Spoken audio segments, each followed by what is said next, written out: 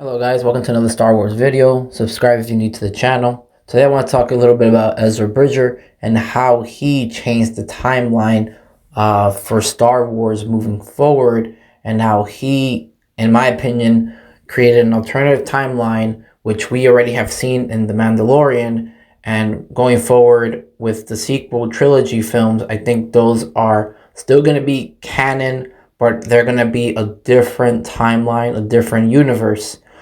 Just like in Dragon Ball Z, if anyone is a fan of Dragon Ball Z, future Trunks comes to the past. He warns Goku and his friends about the androids, and then he changed the timeline, and then you can see that again in Dragon Ball Z Super, how he changes the timeline again. So Dragon Ball has multiple timelines and universes happening, and I think it's going to happen with Star Wars as well. We're going to see a lot of timelines and different events, and this will help the story grow and give the story more opportunities to go back and redo something.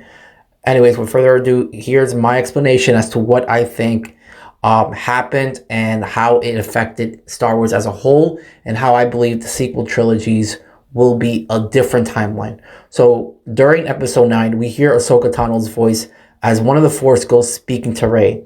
This automatically confirms that she died during the events of Star Wars Rebels by the hands of Darth Vader himself.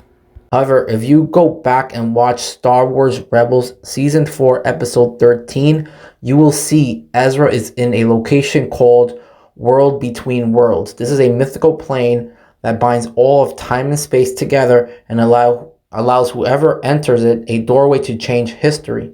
Ezra Bridger did just that when he saved Ahsoka Tano from Darth Vader's final death blow.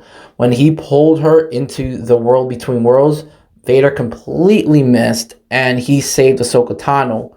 But what if Ezra Bridger when he pulled Ahsoka Tano, he changed history and her faith?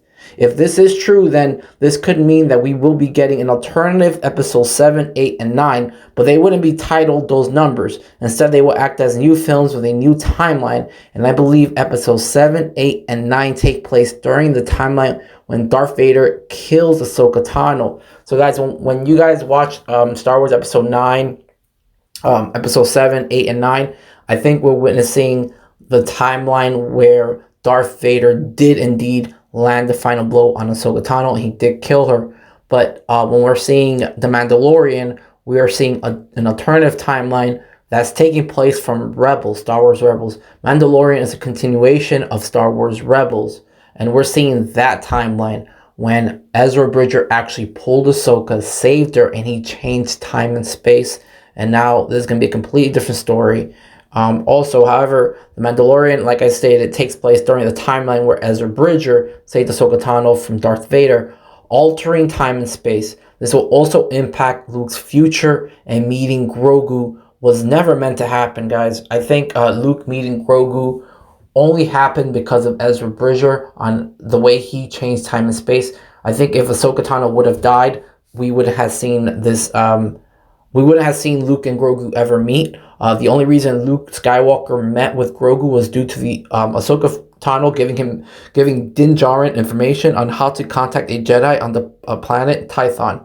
If Darth Vader would have killed Ahsoka Tano, then Din Djarin would have never been able to contact Luke Skywalker, which would have led to the events of Episode 7, 8, and 9, and the unfortunate Episode 9, which I'm not a big fan of. But guys, that is my overall perspective on that. I feel like if Vader did indeed kill Ahsoka Tano, we wouldn't have seen the Mandalorian events. We wouldn't have seen Luke Skywalker taking Grogu. I don't think those events where Kylo Ren, aka Ben Skywalker, destroys the entire Jedi Temple, killing all of his fellow classmates, I don't think that's going to happen with the Mandalorian moving forward. I think Ezra Bridger completely erased what's going to happen because also in Star Wars Rebel, the World Between Worlds episode, you can hear Rey. You can hear characters such as Rey, Mos Katan. You can hear a lot of characters from episode 7, 8, and 9.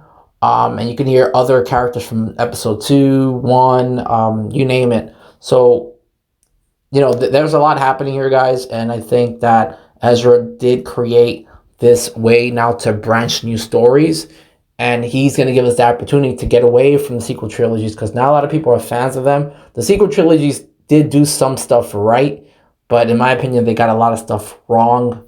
I still appreciate them because they're Star Wars movies, they're part of canon, but I think this episode in Star Wars Rebels, well, this new location, world between worlds, is going to play a major role in Star Wars moving forward.